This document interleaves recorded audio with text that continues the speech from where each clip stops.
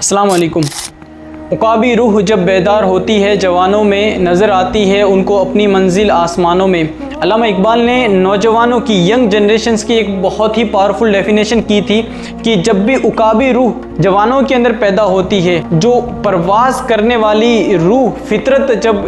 Youngster के अंदर पैदा होती है तो फिर उनको अपनी मंजिल आसमानों में नज़र आती है। आज अगर यंगस्टर की बात की जाए तो इनकी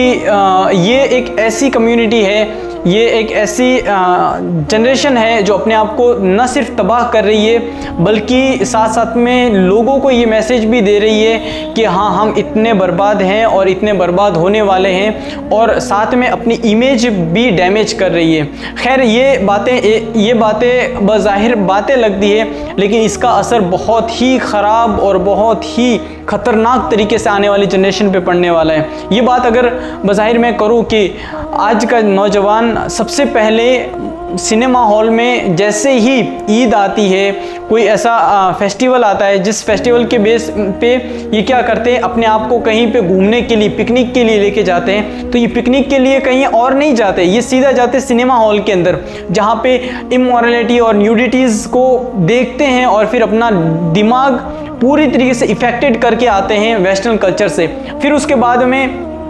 यही नौजवान घर आते हैं और उन्हीं मूवी के अंदर इनको बाकायदा सिगरेट्स और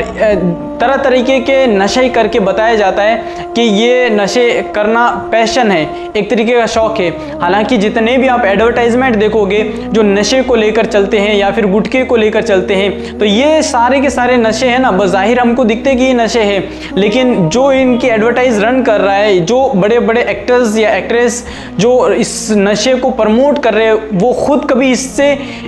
इसका 1% भी यूज़ नहीं करते, और ना ही इनका मतलब किसी घर वालों को या किसी रिलेटिव्स को यूज़ करने के लिए देते हैं, बल्कि वो इससे बड़ा पैसा इन्वेस्ट करते हैं, बड़ा पैसा इनके ऊपर लगाते हैं और ये एडवर्टाइजमेंट रन करती है। जब भी ये एडवर्टाइजमेंट चलती हैं तो ऐसी सारी की सारी चीज़ें हमारे दिमाग को बहुत ज़्यादा असर करती है, और मोस्टली यंगस्टर को, आज अगर यंगस्टर्स को देखा जाए तो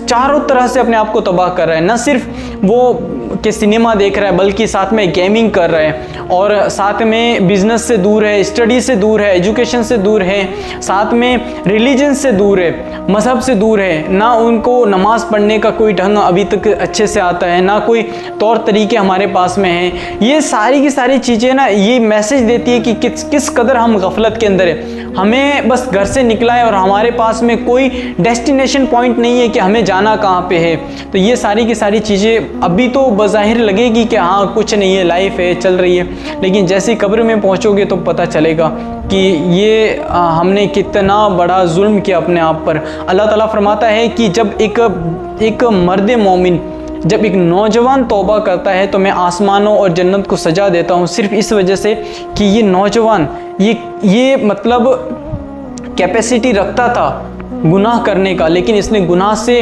रास्ता अपना मुंह मोड़ा और रास्ता नेकी की तरफ किया। तो यही वजह है कि ये इस उम्र के अंदर शैतान हम पे हावी होता है, तो बज़ाहिर हमें यूँ लगता है कि ये एक टेम्प्रेरी प्लेजर है, ये जैसे गेम खेलना और फिर चैटिंग सेटिंग करना, ये सारी की सारी चीज़ें बज़ाहिर पैशन लगती है, लेकिन इन सारी चीज़ों से हट के जब पता चलेगा कि रियलिटी कुछ और ही है, तो हम अपने आप को न सिर्फ अपने आप को उस लेवल तक लेके जाएंगे बल्कि इस दुनिया के अंदर उरूज पे लाके हमारी कम्युनिटीज़ को हम रखेंगे। आज बहुत सारे मिलियनर्स को देखोगे आप तो पता चलता है कि वो सारे के सारे यंगस्टर्स थे। तो यंगस्टर्स अपने आप को उस जगह पे ले जाके रख रहे हैं जिस जगह पे हम कभी एक्सपेक्ट नहीं कर सकते। हालांकि ये बहुत ईजी है, अगर आपको जब भी फ्री टाइम मिलता है तो एक कोई छोटी सी स्किल सीख लें, कोडिंग सीख ले, साथ में एफिलिएट मार्केटिंग सीख ले, कोई भी डिजिटल प्रोडक्ट सेल करना सीख लें, और साथ में बहुत सारी स्किल्स से आप मार्केटिंग सीखे, सेल्स सीखे, आप एडवर्टाइजमेंट सीखे, कंपेनिंग सीखे। ये सारी चीज़ें ना जो $1 ट्रिलियन तक जा सकती है, और एक छोटा सा स्टार्टअप के ऊपर फोकस करें ताकि उम्मत मुस्लिमा को इससे हेल्प मिले। आज अगर यंग जनरेशन अपने आप को तबाह कर रही है तो उसका सबसे